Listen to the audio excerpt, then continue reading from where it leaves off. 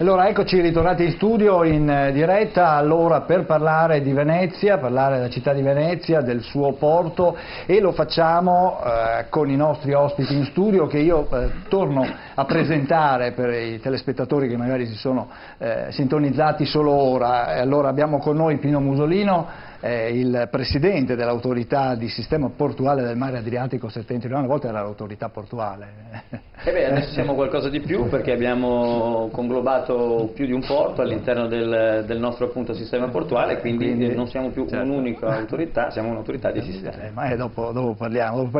L'avvocato Paolo Malaguti, segretario del Venice Maritime Cluster. Sì. Allora, cos'è? È un'associazione sulla base di una riforma recente dell'autorità di sistema portuale.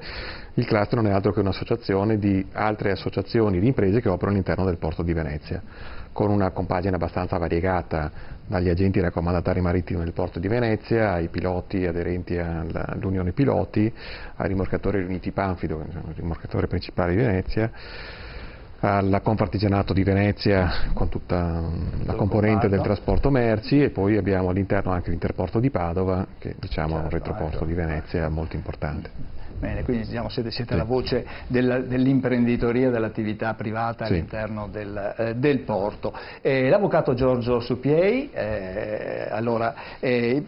noi l'abbiamo presentata come facente parte di questa associazione Arzanà, no? Voi vi occupate delle tradizioni veneziane anche, sì, no? Arzanà è un'associazione che conserva le imbarcazioni storiche veneziane per lo studio e la conservazione, eccetera, che è una cosa paradossalmente dimenticata, perché Venezia, che è un porto, non ha soltanto un porto, è un porto, aveva un patrimonio marittimo dimenticato. Si sono conservati palazzi, arredi, in qualsiasi casa d'asta trovi i mobili veneziani e li riconosci, ma le barche, che sono il suo DNA di partenza e si è dimenticato, così come era stato dimenticato, e adesso speriamo che invece abbia un futuro, l'arsenale, che era l'altra parte del muscolo vero e proprio di questa città.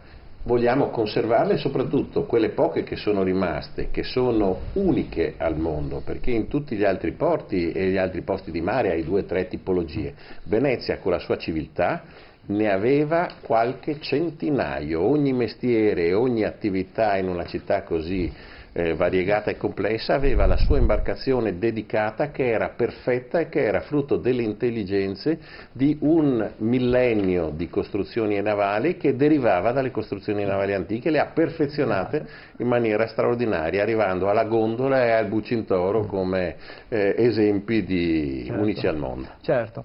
Michele Varotto, rappresentante di Confartigianato Trasporti, voi all'interno del porto e a tutto quello che ci ruota attorno, tutte le merci che vanno e che vengono. Noi siamo i trasportatori che escono dal porto e portano via le merci, quelle che non vanno via su treno.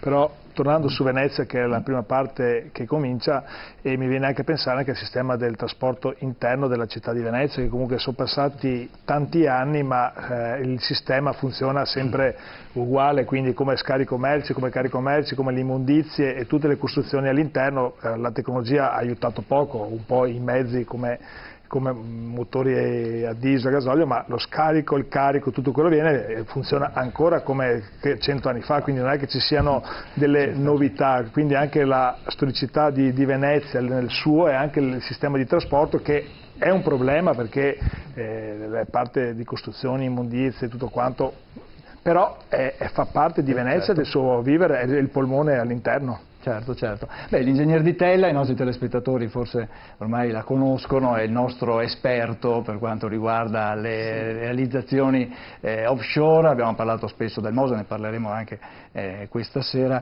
e anche per quanto riguarda il porto, no? No, io volevo fare soltanto un piccolo riferimento alla storia navale di Venezia. L'altro giorno sono stato in Arsenale e proprio dicevo ai miei interlocutori lì, ricordiamoci che da qui usciva una nave al giorno. Una nave al giorno usciva dall'Arsenale. Sì, perché è stato il primo esempio di costruzione di una catena di montaggio e di costruzione.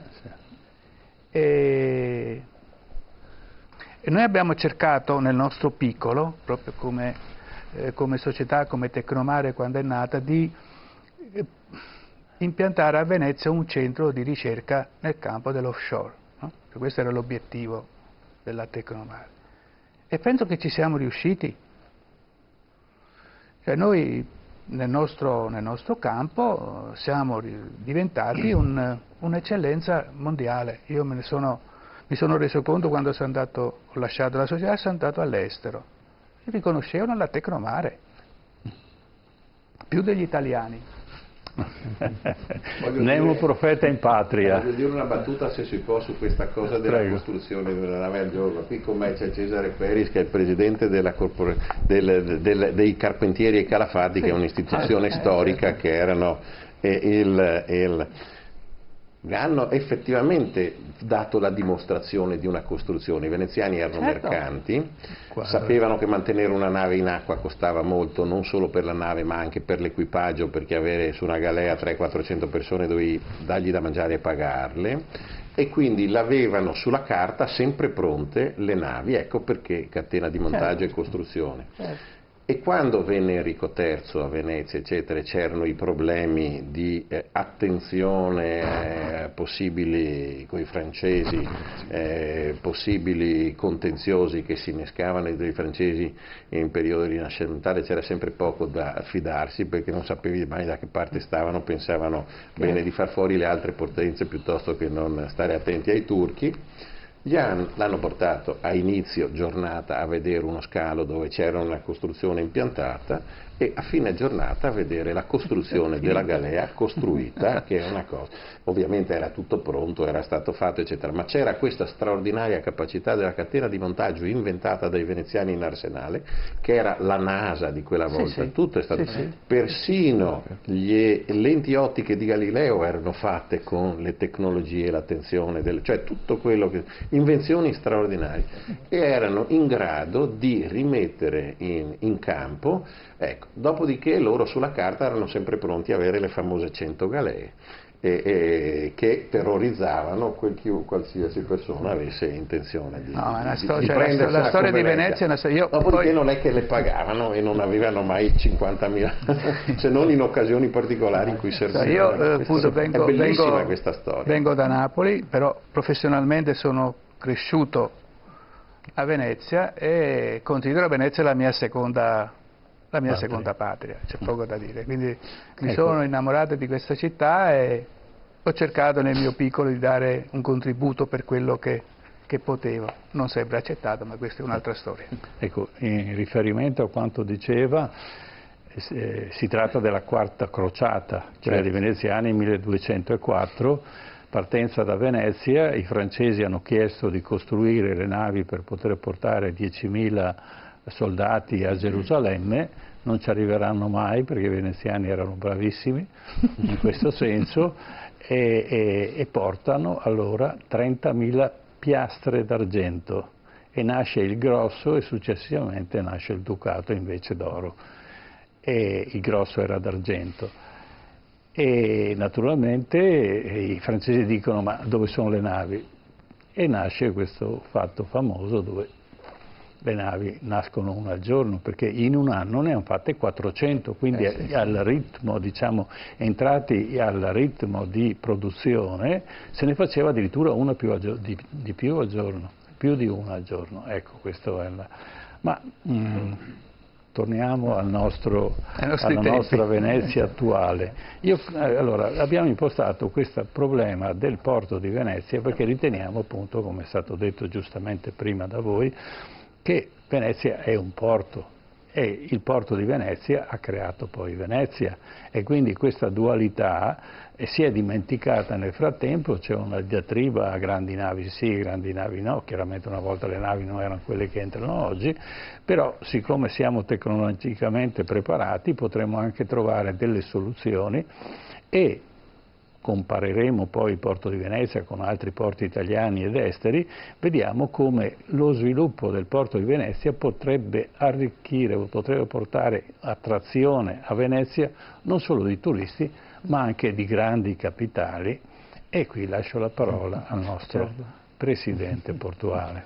Mi permetta intanto di fare una precisazione. Noi dobbiamo essere consapevoli già di dove partiamo. Noi abbiamo un porto che già adesso ospita nelle 2200 ettari di aree industriali e portuali oltre 1000 imprese e dà lavoro, senza contare la crocieristica, a quasi 14.000 persone. Non stiamo parlando di un porto morto, non stiamo parlando di un porto decadente, anzi stiamo parlando di una delle porte d'entrata per le merci e le materie prime ed uscita per la manifattura ad alto valore aggiunto dell'intera economia italiana. Noi siamo il porto a servizio della manifattura del nord-est e addirittura dobbiamo essere un porto a servizio della siderurgia lombarda. Quindi, tanto per rassicurare, dall'altro lato per dare un messaggio positivo, siamo già una realtà importante. Considerando i due porti, Venezia e Chioggia, che ho l'onore di presiedere, noi complessivamente diamo circa 20.000 posti di lavoro, la più grande realtà occupazionale unitaria dell'intera regione. Quindi è già una risorsa. Posso interrompere un attimo per chiarezza ai nostri telespettatori? Facciamo vedere un diagramma che lei poi alcune grafiche così diciamo che riassumono un po' quello che lei già in parte ha anticipato. Allora vediamo se la regia propone questa videografica. Allora eccolo qua, abbiamo, i dati sono quelli che abbiamo trovato ovviamente forniti dal porto di Venezia. Allora 1447 ettari di aree portuali industriali, 662 ettari di canali, di strade e ferrovie, e poi 12 km di banchine attive, 40 km di raccordi stradali e 45 km di rete ferroviaria. Vediamo anche quella successiva, che appunto parla degli occupati e delle aziende, 1034 aziende, 13.560 addetti che sono divisi in diverse attività, quelle portuali 4.220, 1.580 in attività industriali portuali, 1.466 in attività industriali e 1.198 in altre attività collegate. Ecco, questi sono dei numeri, tra virgolette, diciamo così, a volte si dice che il numero è freddo, no? Ma quali sono anche le possibilità di sviluppo? No? Sono numeri freddi se vuole, ma sono numeri importanti perché raccontano di una industriosità, di una laboriosità che non è solo quella del 1400, del 1300, del 1200, è una laboriosità di oggi fatta di imprese, fatta di imprenditori, fatta di lavoratori che stanno investendo, hanno investito, credono nel porto di Venezia, ma anche grandi realtà nazionali. All'interno delle aree portuali abbiamo l'ENI, abbiamo Fincantieri, fiori all'occhiello della produzione mondiale, della cantieristica. Se vuole, mi permetta il paradosso, noi produciamo la maggior parte delle più belle navi da crociera del mondo, le vogliamo produrre a Marghera, ma non le vogliamo far entrare quando arrivano di rientro una volta prodotte. Abbiamo questo strano cortocircuito culturale, come dei padri degeneri, li disconosciamo, le facciamo partire da noi, escono da noi, vengono prodotte da noi, grande know-how italiano, grande made in Italy, grande capacità operativa e tecnologica, però poi non le vogliamo più vedere. Questa è una battuta se vuole, però forse lo si può fare entrare in un'altra maniera, forse. Guardi, tutto è possibile e infatti ci stiamo lavorando, però mi piace sottolineare soprattutto questo, che in realtà il porto di Venezia è un grandissimo contenitore di innovazione, di sostenibilità. Anche questo è un tema che non viene sottolineato a sufficienza, appunto la bioraffineria dell'ENI, la nuova produzione che stiamo costruendo con il grande deposito di gas liquefatto naturale che sarà il carburante intermedio del futuro per lo shipping. C'è una grandissima attenzione all'ambiente all'interno del porto di Venezia, che viene riconosciuta in tutto il mondo, ma che viene disconosciuta paradossalmente sotto casa. Le faccio un esempio: quando il governo italiano lo scorso novembre ha portato a Chengdu, a una fiera internazionale, un esempio di buona pratica di recupero ambientale, siamo andati noi a raccontare come abbiamo fatto le bonifiche a Porto Marghera, a raccontare a tutto il mondo, soprattutto ai cinesi, come si fa un recupero di brownfield. E quindi, voglio dire, se nel mondo veniamo additati, presentati come alcuni di quelli che hanno fatto di necessità virtù, certo siamo arrivati dal terribile inquinamento, dalla terribile disattenzione, se volete, degli anni 50 e 60, ma ne abbiamo fatto un elemento di valore, siamo diventati uno dei luoghi migliori dove avere tecnologia, capacità e conoscenza per fare questo processo, tanto più che lo esportiamo in giro per il mondo. Quindi partiamo già da questo, diamoci un messaggio anche positivo, siamo già nella fase di recupero, anzi siamo nella fase di recupero avanzato e ci stiamo proiettando verso il futuro. Questo per esempio è un messaggio che spesso e volentieri io da veneziano che vive nel centro storico, come dire, anche proprio singolarmente mi sento di lanciare, perché ogni tanto c'è questa specie di melancolica sensazione di decadenza sulla quale ci piace un po' tutti crogiolarci, invece non è così, siamo già rilanciati, quello che vedete tra le immagini ogni tanto, insomma è un porto che sta bene, è un porto che serve il territorio non solo della città grande, della grande Venezia, dell'area metropolitana, ma di tutta la regione, e prova ne sia che appunto siamo di fatto l'unico porto o l'unico sistema portuale dell'intera regione Veneto, quindi è un messaggio molto positivo che mi sento di dare, ma che non è un messaggio positivo dettato dalla fantasia, è dettato dai numeri, è dettato dalla realtà quotidiana che viviamo e che stiamo cercando di migliorare, di implementare. Poi evidentemente l'avvocato Malaguti, che rappresenta in qualche modo le imprese, potrà aggiungere per la parte privata, quindi lanciamo anche questo senso positivo. Certo. Può mettere un po' di pepe in questa discussione? Come no? Sì, prego. Facciamo un contrappunto. Da veneziano. Allora, e che è quello che giustifica le polemiche. Io dico, Venezia è un porto e deve avere il suo porto, e guai se non lo ha, guai se lo perde, e guai se non c'è attenzione alla conservazione del porto. E in tutto questo sposo al 100% quello che ha detto Musolino. Il problema qual è? È che negli anni si va modificando il sistema portuale, nel senso che quello che era un porto che aveva delle compatibilità senza bisogno di particolari attenzioni con l'ambiente delicatissimo del tessuto di Venezia città storica e della laguna, non solo ma anche dei margini di laguna ladunare, perché le aree portuali delle balene, le casse di colmata eccetera hanno avuto tutte queste questioni sottoposte e assoggettate, devono avere un'attenzione particolare, perché se non si sta attenti preventivamente a questo, che è quello che sta a cuore ai veneziani, va a finire che si fanno le cose senza l'attenzione a questa conservazione, e non ci si può permettere di mandare delle navi perché costruite, perché fatte con una determinata dimensione, senza pensare anche al tipo di fondali, al tipo di ambiente e che cosa attraversi e come passi. Quindi è questa la questione. Unità a un'altra questione, che quello che portava denari a Venezia e alla città storica era un porto commerciale con molta manodopera e il porto industriale di merci di grossa lavorazione, di cose eccetera, ha molta meno ricaduta economica della città e molta più invasività invece nella sua cosa. Almeno questo, lo dico, poi mi si dirà che non è vero, ma è l'impressione che hanno i veneziani. Ma non è vero neanche questo. Poi, se questa è corretta, ovviamente poi si condivide, ma il pepe e l'attenzione è quello che i veneziani vogliono dire, attenzione quando le navi si muovono, il porto si muove eccetera, che c'è anche una città storica, una laguna delicata che va conservata. Ecco, questo è... Noi lo siamo estremamente consapevoli di questo, perché prima di essere uomini e donne che lavorano in porto siamo veneziani a nostra volta. Io abito a San Basilio, sono nato e cresciuto alla Giudecca, mi sento abbastanza veneziano della città d'acqua da questo punto di vista. È evidente che deve esserci un'attenzione estremamente alta, questo ci porta e ci ha portato a sviluppare, come dicevo prima, delle competenze e delle capacità specifiche anche nel gestire appunto la combinazione delle due. Lei giustamente citava la parte delle casse di colmata di marginamenti, senza i soldi, se vuole, che escono e nascono dal porto non ci sarebbero stati una parte dei fondi consistenti per fare la buona parte dei marginamenti di tutta quell'area, e ancora oggi ce ne facciamo carico, e ce ne facciamo carico grazie alla ricchezza che possiamo produrre attraverso le attività portuali. Permettetemi di fare appunto alcune precisazioni. È assolutamente evidente, da quando sono arrivato, insomma, stiamo cercando di lavorare alacremente per trovare la soluzione al cosiddetto passaggio delle grandi navi lungo il canale della Giudecca, e in teoria con il lavoro che avevamo fatto nel comitatone del 2017 si è arrivati a un risultato che era un risultato assolutamente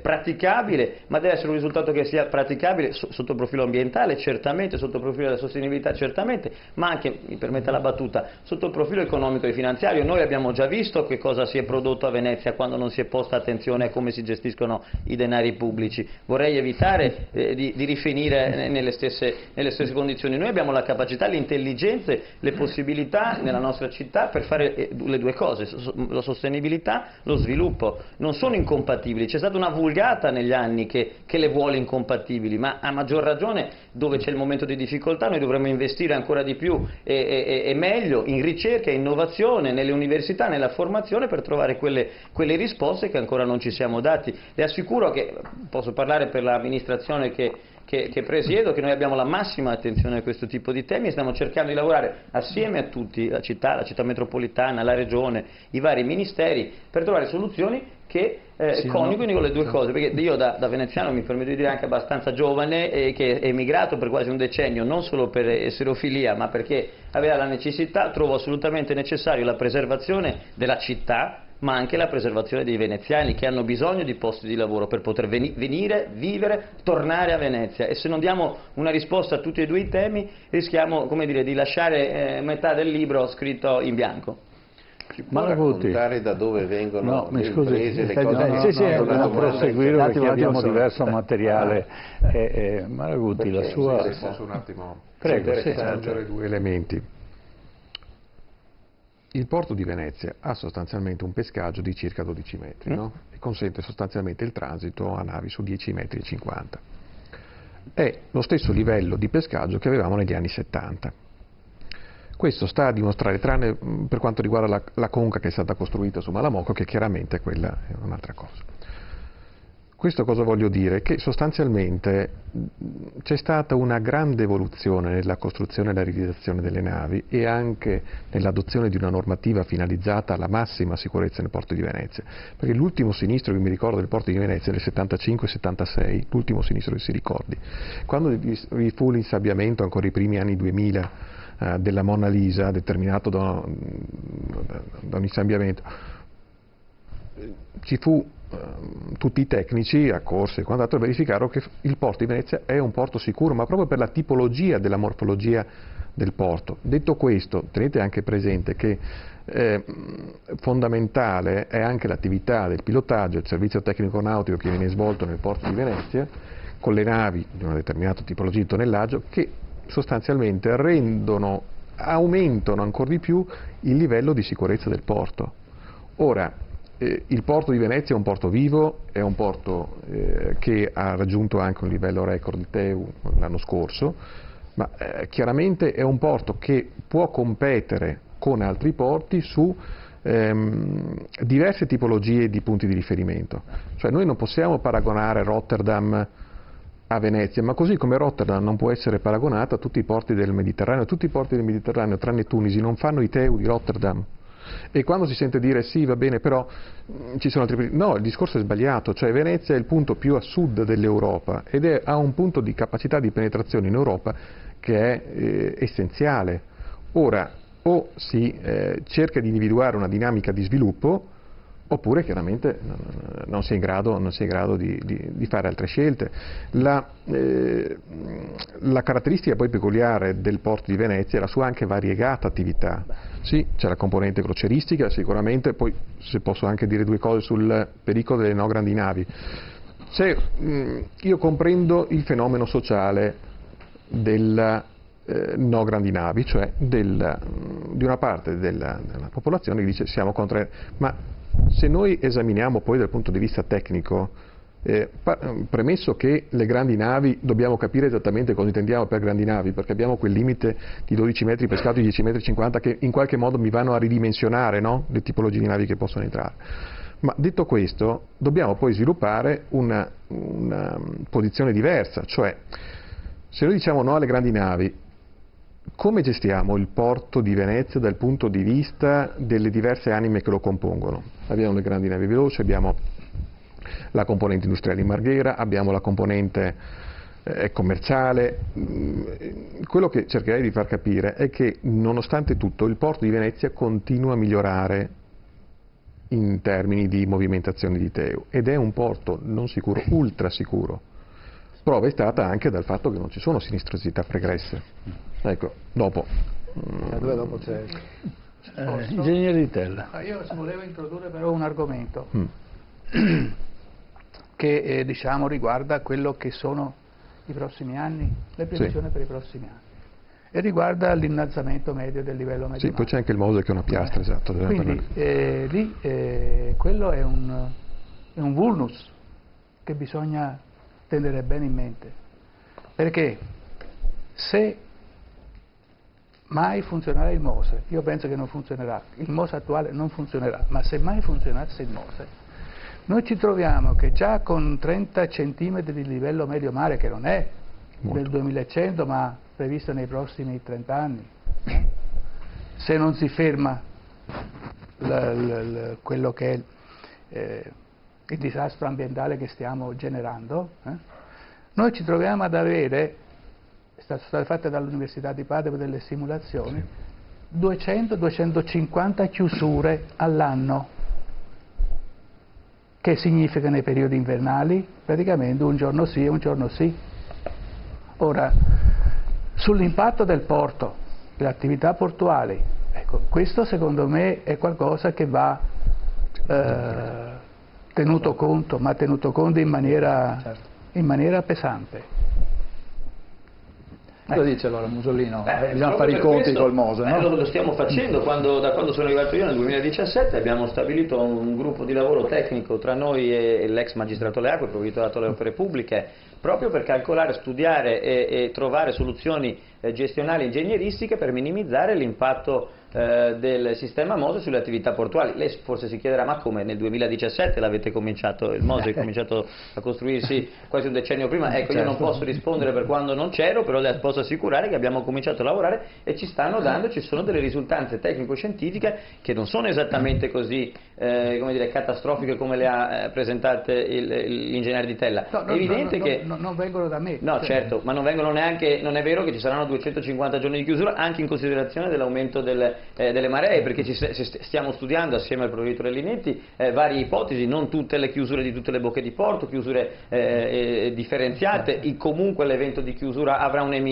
vita normalmente di 5-6 ore, quindi abbiamo la possibilità, attraverso un'adeguata comunicazione e attraverso un adeguato sistema di studio di previsione, la possibilità di comunicare con le navi in maniera tale da farle arrivare o prima o dopo l'evento di alzata delle barriere. Ci sono possibilità, insomma, signori, scusate, uso una battuta, stiamo pensando di mandare l'uomo su Marte, volete capire che non siamo in grado di organizzare e gestire un porto e farlo arrivare in maniera regolata anche con la presenza del MOSE. Certo che c'è la necessità di fare molto più investimento sulla ricerca e sull'innovazione proprio per ovviare a questo tipo di elementi. Però fatemi dire anche, lo ricordava l'avvocato Malaguti, noi siamo un porto che serve una molteplicità di traffici. L'elemento di fondale è necessario solo per le navi contenitori, per le navi rinfusiere, per le navi che fanno break bulk, project cargo, che fanno tutte le tipologie di merce che noi serviamo.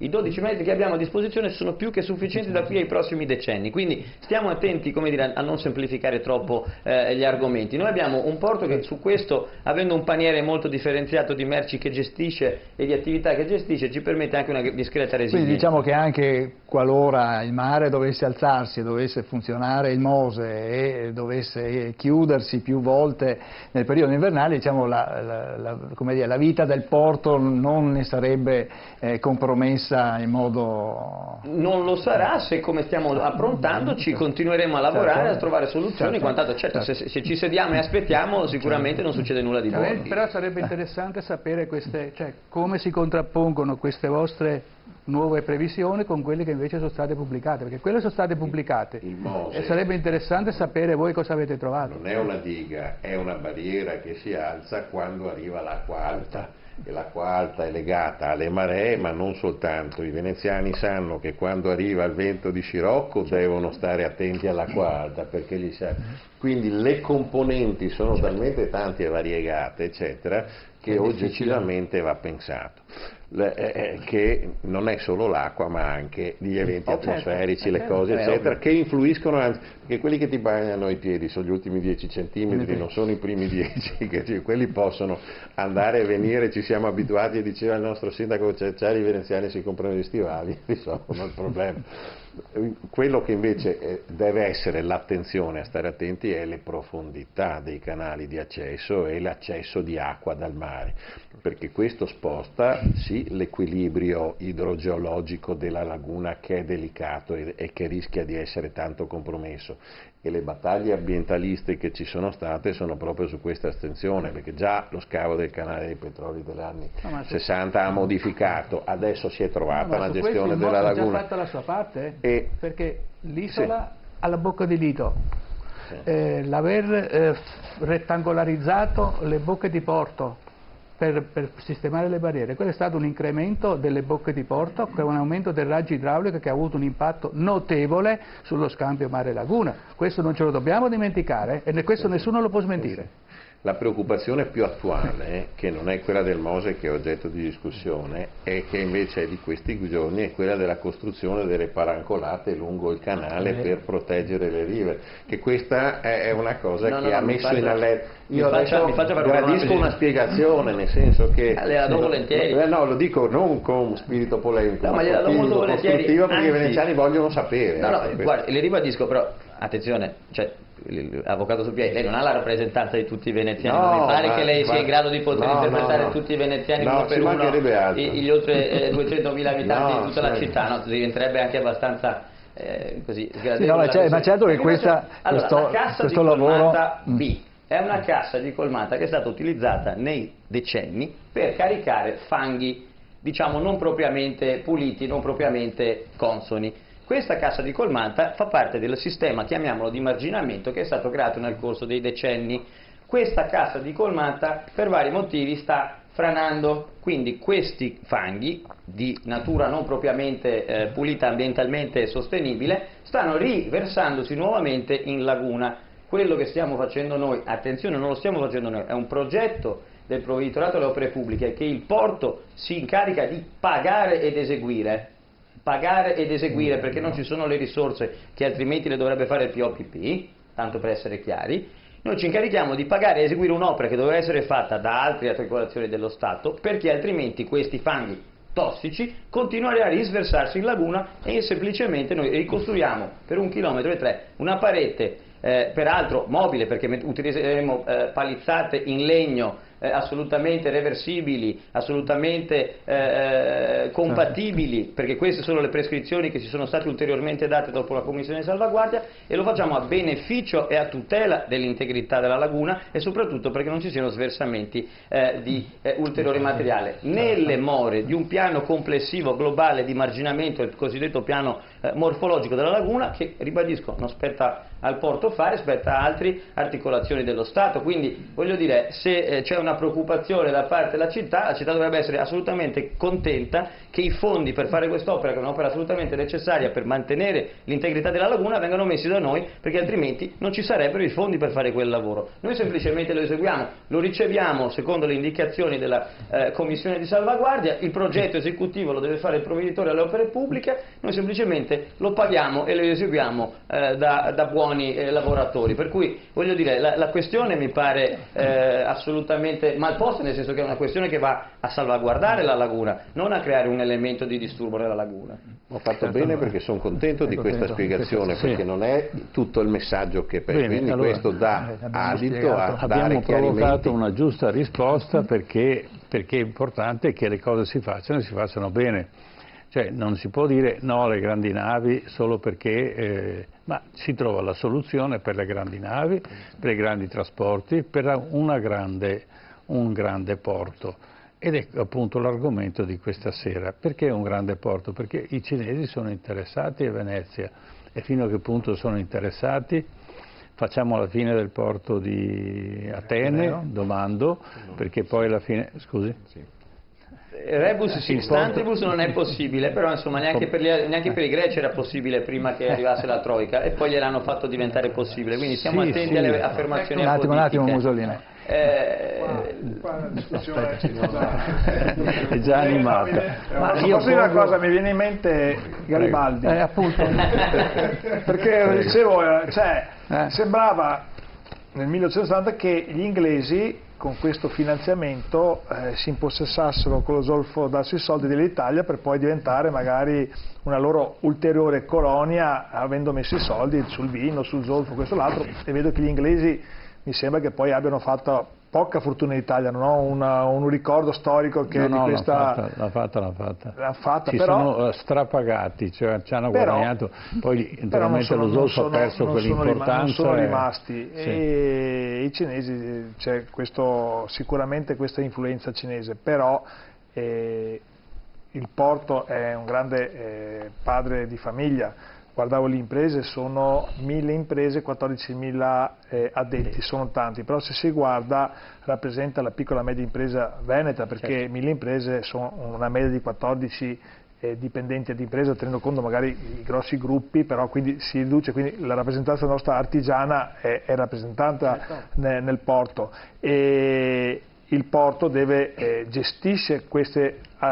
controlla queste aziende, perché è il compito proprietario dei terreni, proprietario di tutta la zona e di tutto il sistema portuale, perché la nuova legge, che poi si è bloccata a metà, doveva essere anche uno sviluppo ulteriore anche all'esterno infrastrutturale, doveva portare all'esterno del porto. Poi la legge si è bloccata, diciamo, a metà, quindi i vari passaggi dei cinesi sugli acquisti delle banchine che hanno messo i soldi per la costruzione che si sta parlando, però devono anche, se vogliono entrare, devono anche mettere i soldi per le infrastrutture. Io so che sono perfettamente d'accordo. A Trieste sono entrati, ma sulle infrastrutture dei treni cinesi che hanno bisogno. Sì, ma io vi ricordo momento, se che mi permette, a Trieste sono entrati con un pezzo di carta che dice che entreranno, sì, perché in Italia esatto. esistono ancora le norme del codice degli appalti, bisogna fare le call pubbliche, bisogna fare le gare, bisogna fare i bandi, non è detto assolutamente che vinca la compagine cinese. Sono perfettamente d'accordo. Quindi dobbiamo, scusate, come dire, riportare un piano bello di comunicazione atecnico,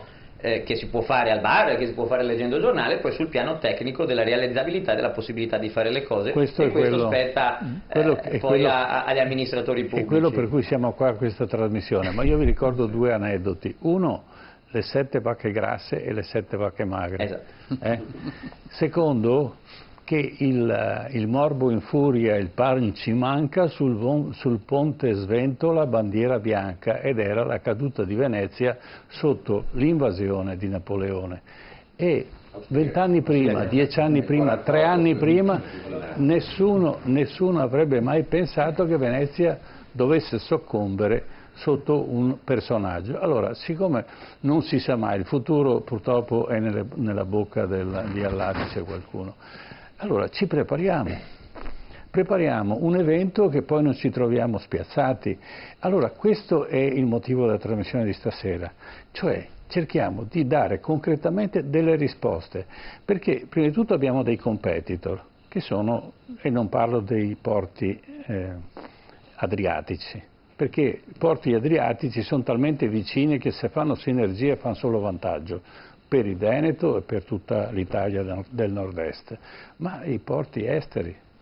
Se i cinesi sono venuti e sono interessati, evidentemente noi dobbiamo prepararci ad affrontare anche questo, tra virgolette, competitor molto pericoloso, perché se fa paura l'America, figurati se non fa paura Venezia.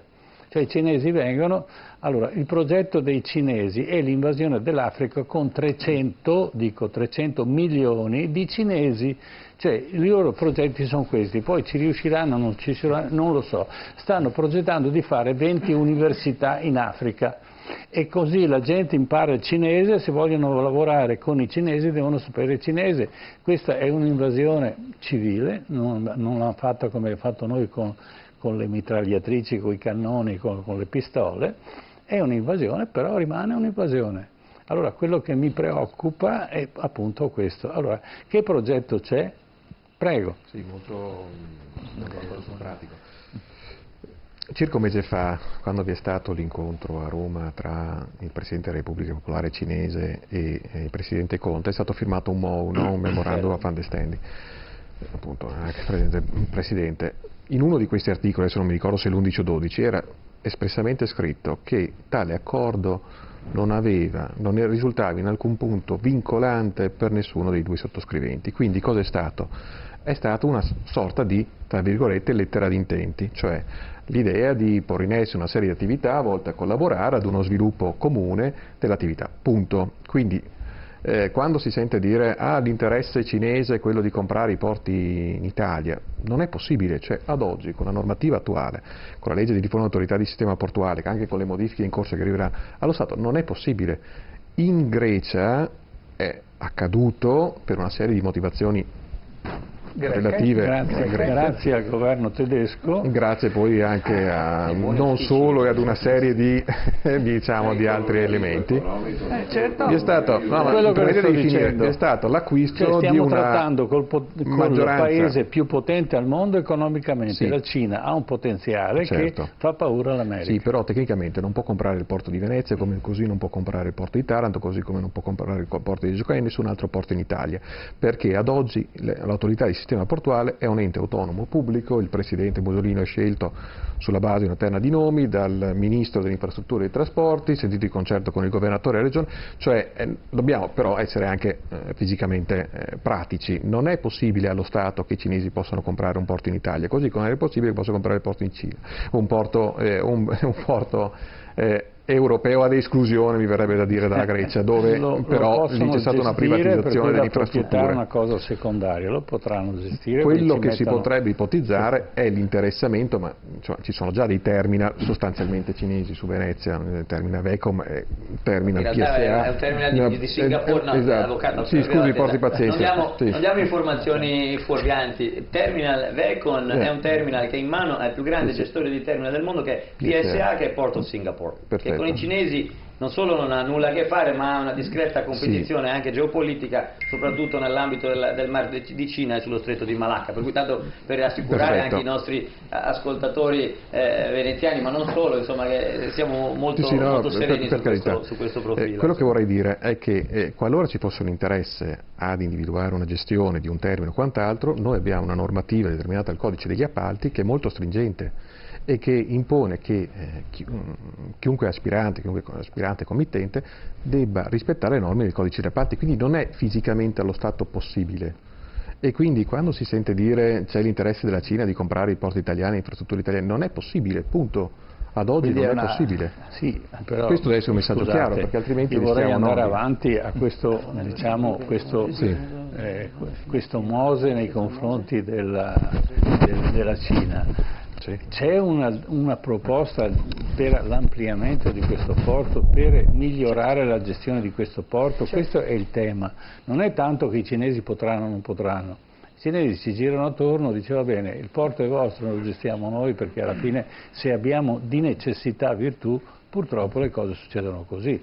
L'ultimo doge non pensava mai di essere l'ultimo, no? E quindi il mondo cambia, l'economia quindi dobbiamo anticipare questa evoluzione, perché ci sono varie convergenze verso il centro dell'Europa. Mi permetta, lei l'ha già chiesto 2 volte, certo che c'è, si prenda, si scarichi allora il piano operativo triennale che abbiamo realizzato, che stiamo implementando, che sta all'interno di una strategia nazionale, che è il piano strategico nazionale della logistica, che sta all'interno di una strategia europea che sono le reti TEN-T, cioè non è che, scusi il termine, non è che noi siamo improvvisamente oggi caduti dall'albero dei peli, c'è una pianificazione di lunghissimo periodo che è nata a livello europeo 20 anni fa, che stiamo implementando. È evidente che in qualche modo, se vuole, la complessità e anche la poca appetibilità degli argomenti ci rende meno conosciuti di quanto dovremmo e potremmo essere, ma che ci sia una pianificazione che, come stiamo cercando di spiegarle prima, ha già portato oltre 1000 imprese, sta già portando dati importanti. Ricordava l'avvocato Malaguti, l'anno scorso, 2018, abbiamo battuto ogni record di traffico nella storia del Porto di Venezia, maggior numero di TIU mai fatti nella storia del Porto di Venezia, maggior numero di Project Cargo mai fatti nella storia del Porto di Venezia, maggior numero di treni mai fatti nella storia del Porto di Venezia. Quindi il trend è in crescita, diciamo. O comunque una crescita dei nostri RORO, cioè dei traghetti merci a numeri pazzeschi del 44%, quindi c'è un piano di sviluppo, certo che è un piano di sviluppo che passa attraverso infrastruttura sul lato terra, lo ricordava molto bene l'amico degli artigiani precedentemente, stiamo lavorando con Interporto Padova, con Interporto di Verona, perché la sostenibilità ambientale è importante, quindi spostare molta della merce sullo shift modale, sul treno, è assolutamente essenziale. Ci stiamo lavorando, è meno appariscente, chiaro, il titolo La via della seta, i cinesi, i mamma li turchi, si diceva una volta, adesso diciamo mamma i cinesi, non è così, è molto più complesso e c'è uno Stato che in tutte le sue articolazioni, statale, regionale, cittadino, il porto, l'Europa addirittura, perché poi noi dobbiamo ragionare in termini continentali, ci sta lavorando e ha una chiara identità. Su questo, mi permetto, la strategia cinese è una strategia chiaramente geopolitica, ma non stanno inventando nulla di nuovo, l'hanno fatto gli americani nel XX secolo, gli inglesi nel XIX, noi addirittura i veneziani, insomma, quando abbiamo preso tutta la costa dalmata non l'abbiamo presa in punta di fioretto o con la canna di fucile, l'abbiamo presa sulla base della conquista economica. A Dubrovnik, Zara, facevamo le navi più veloci della flotta e la controllavamo perché potevano tenersi il loro governo a patto che commerciassero con noi in condizioni di favore e di monopolio, fondamentalmente. Quindi nulla di nuovo sotto il sole se non la scala globale. Quello che stiamo facendo noi a Venezia, le posso dire, noi siamo l'unico porto in tutto il Mediterraneo che ha siglato un accordo col porto del Pireo in mano ai cinesi, non l'hanno fatto con nessun altro, siamo stati i primi, l'ho fatto io a febbraio con l'amministratore delegato del porto del Pireo, ma sulla base dei traffici, perché il valore aggiunto che mi crea il rapporto con i cinesi è portare le merci all'interno del nostro porto, perché attraverso le merci io faccio lavorare i nostri lavoratori, creo valore aggiunto, facciamo muovere la nostra manifattura, sviluppiamo la nostra economia e questo va benissimo. Attenzione, lungo la via della seta ci sono verso di noi circa 65 paesi e infatti non commerciamo solo con i cinesi, commerciamo con l'Indonesia, commerciamo con il Vietnam, commerciamo con tutti i paesi intermedi. È evidente che questo ci interessa, questo va molto bene.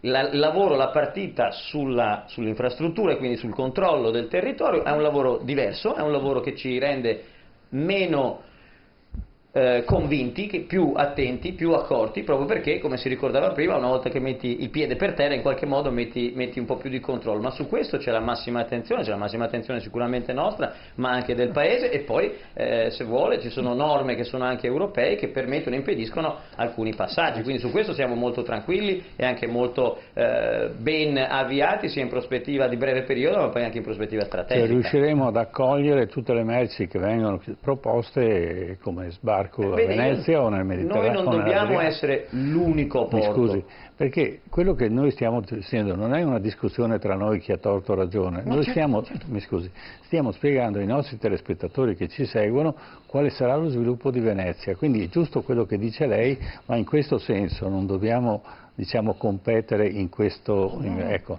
Quindi il futuro come lo descriverebbe a un nostro telespettatore che naturalmente non conosce, come conosce lei bene, la struttura del porto? Prima della sua spiegazione posso fare, certo. Non vorrei che fosse una semplificazione, sì. Ma è quello che serve capire.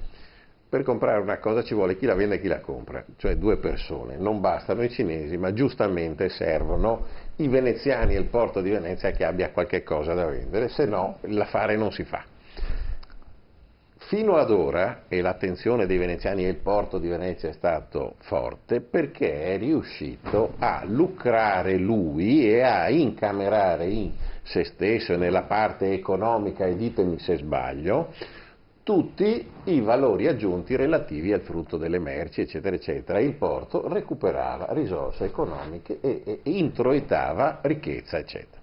La preoccupazione è che in questo meccanismo, d'accordo che c'è un sistema normativo attuale, ma facendo l'avvocato so benissimo che le leggi si cambiano da un giorno per l'altro e anzi si stravolgono i sistemi normativi, eccetera.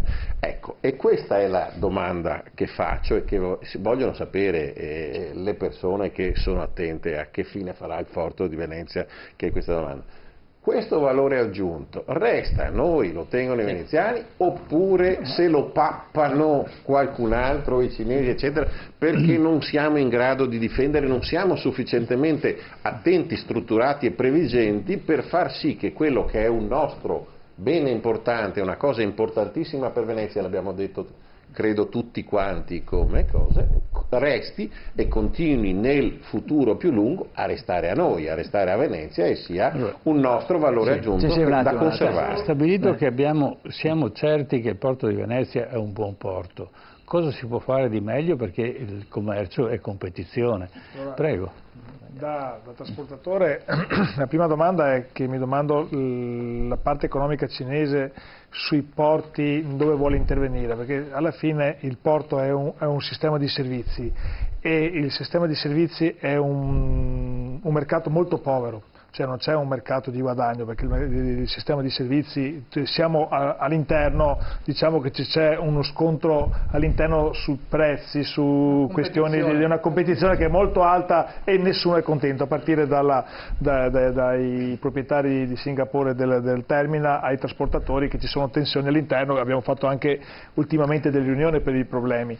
Io credo che sul piano che c'era del porto sicuramente in questo momento è la flessibilità del sistema, perché su questa globalizzazione c'è bisogno di velocità di intervento delle merci, quindi devono arrivare, appoggiare, nel momento che sono appoggiate devono essere già uscite dal porto e devono già essere consegnate, quindi sui grossi porti... È liberata la nave immediatamente, perché la nave costa sui grossi porti di Rotterdam, tutto adesso che arrivano le merci anche comunque di container a basso costo, perché 18-20 mila container, sistema automatizzato, bisogna che entri nel porto, devono essere scaricate, devono partire nei suoi tempi. Teniamo conto che dalla Cina arrivano dei treni che hanno 50 container, perché vuol dire che c'è del materiale a valore aggiunto molto alto, dove su una nave ce ne sono 7, 8, 10 mila, e c'è anche un ritorno alle navi con piccole portate attraverso Suez, che c'è la velocità, quindi quella deve essere, quello è il futuro, la velocità. Infatti noi abbiamo un sistema di uscita dal porto infrastrutturale che non siamo per i massimi, diciamo, perché usciamo dal porto di Venezia, ci sono possiamo migliorare. Certo. Abbiamo da Padovano, che sono stato a Padova, abbiamo adesso un interporto che è diventato il migliore d'Italia, come potenzialità con le nuove gru elettriche state messe hanno una potenziale di raddoppio dei container, quindi solo con un investimento non grosso, con una linea di treni dal porto all'interporto di Padova, si può velocizzare di un 30% di velocità di scarico della nave e di ripartenza dei container verso il nord Europa, cioè in poche parole arriviamo prima a Rotterdam, arriviamo prima a Monaco oppure nel nord Europa prima delle grandi navi che arrivano da Singapore, e quello si può fare su merce che ha il valore aggiunto molto alto, che ha il costo alto, perché quelli hanno il bisogno di arrivare veloci, costano, e su quello per conto mio il porto di Venezia deve puntare. Ecco la qualità del porto commerciale rispetto al porto industriale di cui facevano le prime battute questa sera, perché su quelle bisogna puntare. Su quelle stiamo l'attenzione alla qualità. Io ho osservato, datemi conto, che il collegamento tra Venezia e il centro dell'Europa, perché è lì che c'è il destino, la fortuna di Venezia, che era il porto più a nord, funzionante verso il nord, e commerciavano l'ambra del Baltico con la seta della Cina e lo scambio veniva a Venezia. Allora, ci sono queste ferrovie, ci sono queste strade in grado di sopportare questo traffico e il traffico che verrà, perché se i cinesi sono venuti vuol dire che hanno detto lasciamo stare se sono interessati al porto di Venezia, ma vorremmo poter scaricare meglio, addirittura abbiamo pensato, questo è stato detto, di fare un porto offshore, un porto fuori, oppure un porto esterno a Venezia.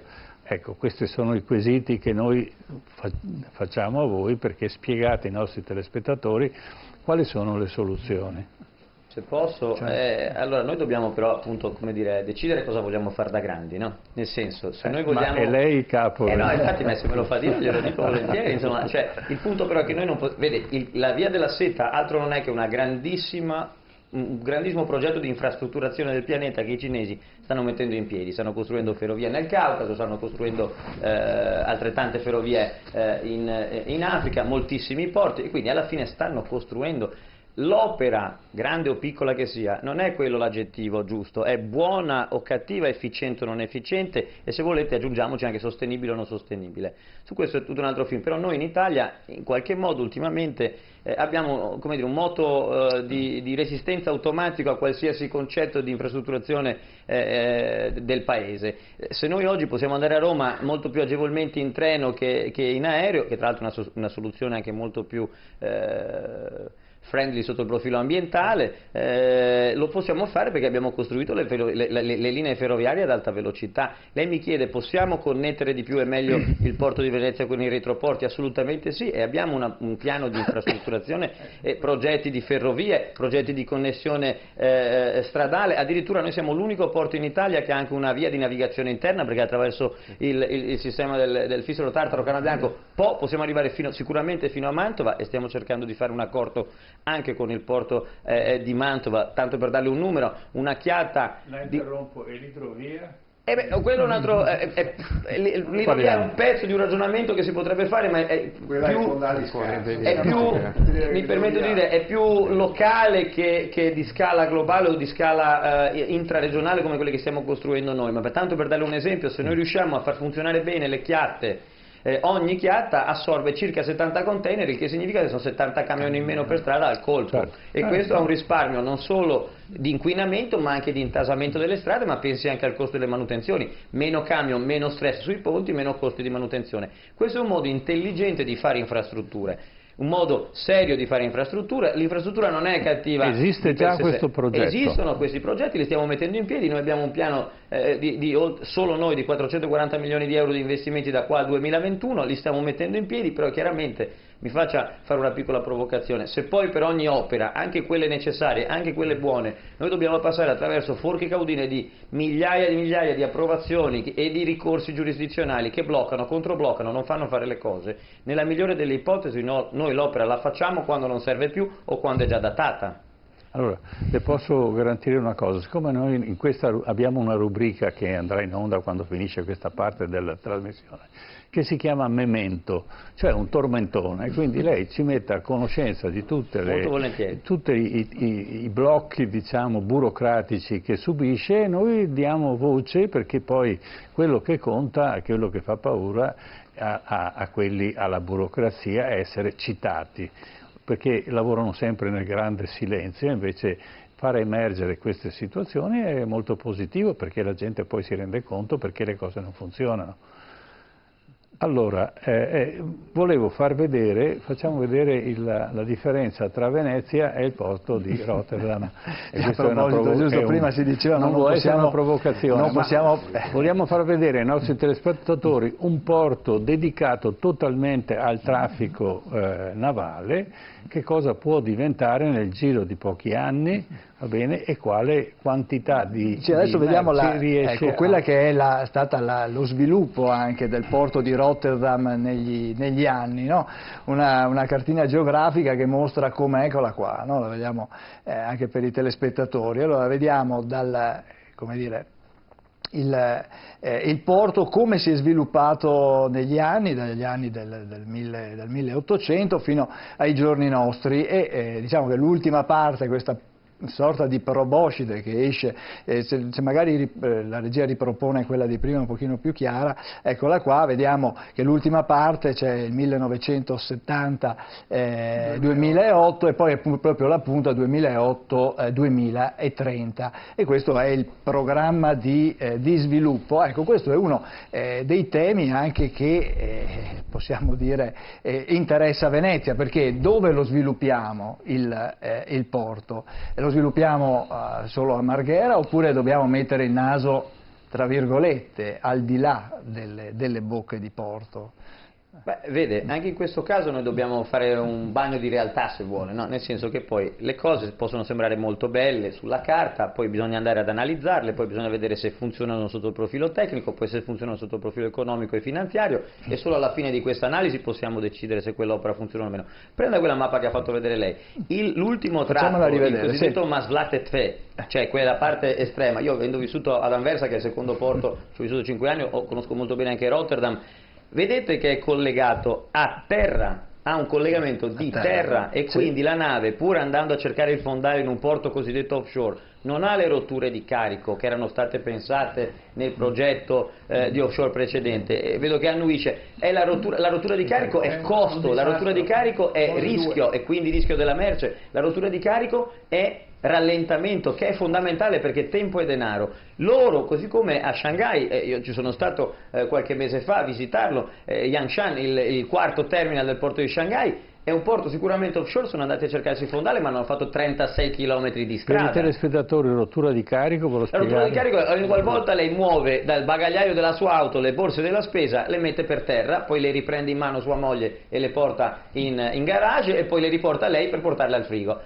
Se fa questo esempio vede che sta facendo tanta fatica, ogni volta sta facendo un dispendio di energia. Quindi è meglio che la nave si avvicini il più possibile. La nave deve arrivare, scaricare le merci in un posto, come dire, funzionalmente possibile, ma poi caricare per andare a destino, deve fare un passaggio, perché ogni volta che lei movimenta ha dei costi, pensi solo ai costi del lavoratore portuale. Quindi il progetto che noi abbiamo, come dire, messo in archivio, perché era una buona intuizione andare a vedere se si poteva trovare del fondale, ma non stava in piedi non perché lo dico io, l'hanno detto gli stessi cinesi che ci hanno fatto il progetto definitivo, che ci hanno dato costi, definizioni puntuali che ci dicono, tra l'altro, se volete, oltre alla rottura di carico e quindi alla spesa ulteriore, che dove veniva posizionato sia per la colpa dell'onda ma sia e soprattutto per colpa del vento, e se volete l'onda si può bloccare con un frangiflutti ulteriore, ma il vento no, non riusciamo a mettergli una cupola di vetro, avrebbe potuto non funzionare per oltre 145 giorni all'anno.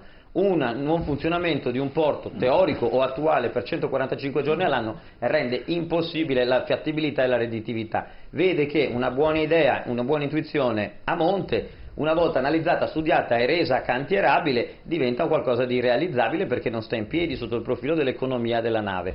Quindi, certo, noi lo sapete, e se non lo sapete ve lo dico io, noi stiamo cercando di fare ulteriori studi per vedere se, per esempio, la cosiddetta banchina altifondale a Santa Maria del Mare, riutilizzando una parte delle strutture che sono servite per costruire il Mose e poi riprendendo la scellerata conca, poi se vuole magari l'ingegnere di tela può anche spiegare perché la chiamo scellerata, perché è una conca che è nata per far entrare le navi quando il Mose è in funzione e non funzionerà mai per quello scopo. È troppo piccola, è disallineata rispetto alla lunata, non può far entrare le navi in sicurezza, però noi tutti l'abbiamo pagata 653 milioni di euro. Quindi capite, le opere, soprattutto le opere che generano servizi, mi piace che l'abbia detto qualcun altro, devono essere opere che stanno in piedi non solo sotto il profilo ingegneristico ma anche e soprattutto sotto il profilo economico e finanziario, se no pagherà il solito pantalone della prossima generazione di veneti e di italiani. L'abbiamo già visto. Facciamo sì, vedere per far conoscere ai nostri telespettatori quali sono i traffici nel porto di Rotterdam. Sì, facciamo quello che è un po', abbiamo fatto una grafica con i raffronti tra i porti italiani e il porto di Rotterdam, vediamo se la regia riesce sia il numero uno, vero Presidente? In Europa è il numero 1, seguito da Anversa e poi da Amburgo. Vediamo se la regia appunto riesce a proporci i porti a confronto, diciamo, quelli che sono la slide numero 11, se può essere utile alla regia.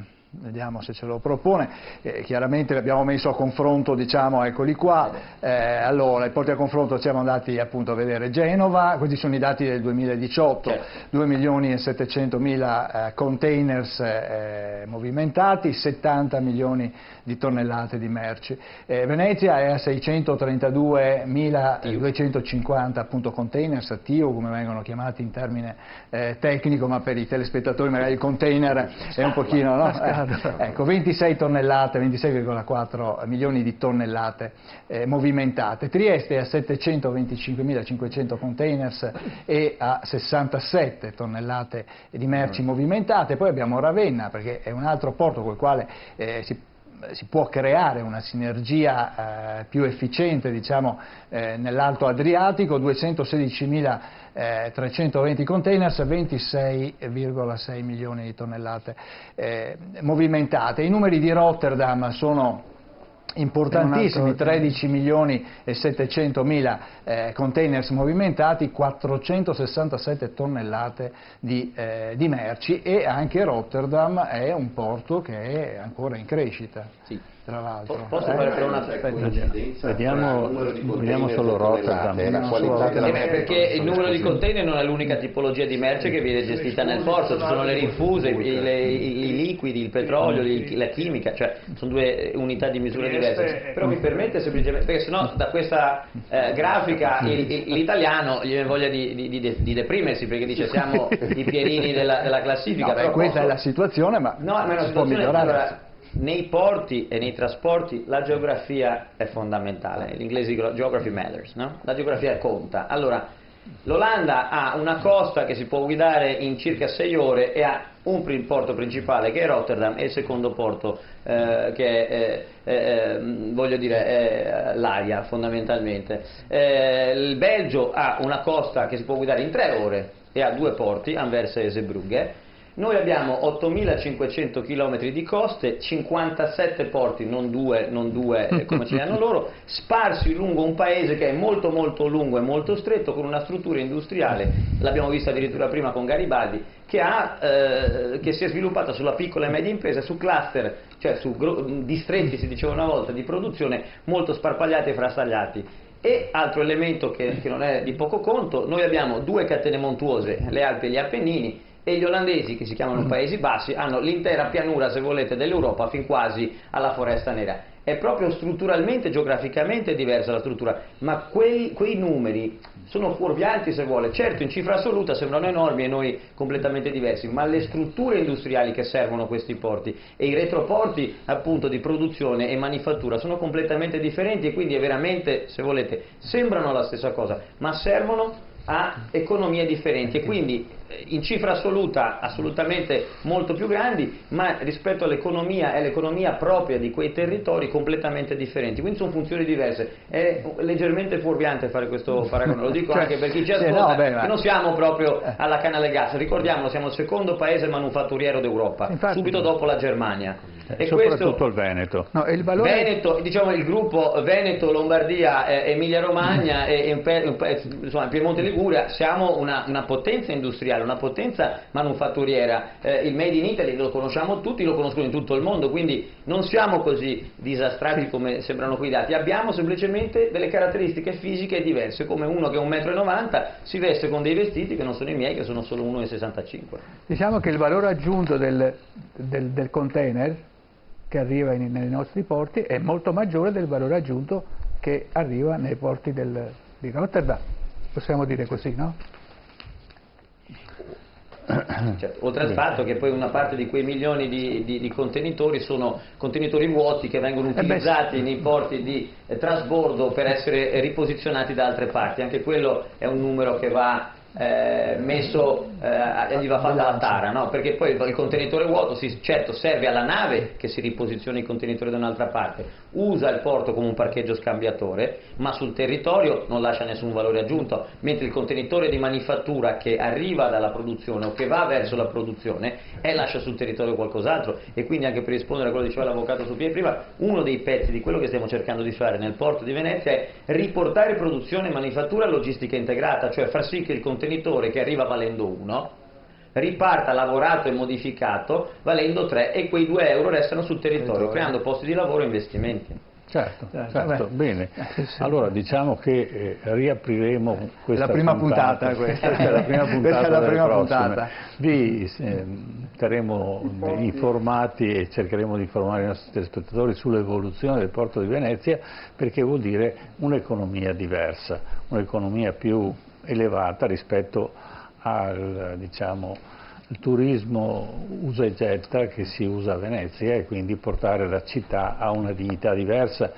L'altro interrogativo, ma lo proporremo la prossima volta, è quella di Venezia come centro città franca, cioè all'abbattimento delle tasse solo nel centro storico di Venezia, nella parte insulare, perché prima di tutto i cittadini veneziani sopportano già anche troppo questa invasione barbarica di un turismo ingestito, e poi perché è un'attrazione esattamente come lo era Venezia una volta.